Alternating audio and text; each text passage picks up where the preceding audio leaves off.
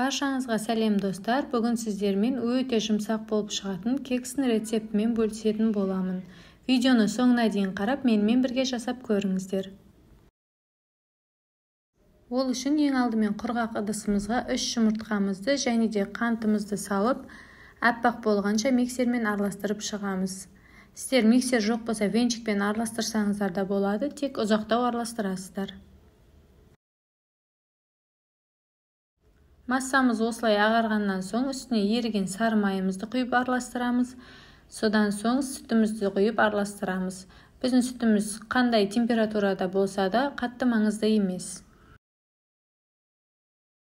Содан соң ұнымызға разрыхлителімізді салып құрғақ ингредиенттерді араластырамыз және де ыдысымызға құйып жақсылап миксерлеп шығатын боламыз. Неке қыздар, біздің массамыз осындай болып шығады. Қатты қою да емес, қатты сұйық та емес болады. Дайын болған массаларымызды ыдыстарымызға 2 ас қасықтан бөліп құйып шығамыз. Барлығын бөліп құйып алғаннан соң 180 градуста қызып тұрған пеште 30 минуттай пісіріп аламыз. Неке қыздар, біздің кекстарымыз осылайша дайын болып шықты. Өз қалауларыңызбен бетіне сахарный пудра сеуіп немесе шоколад жағып, неше түрлі присыпкалар сеуіп сәндесеңіздер болады. Біздің кексіміз өте жұмсақ болып шығады.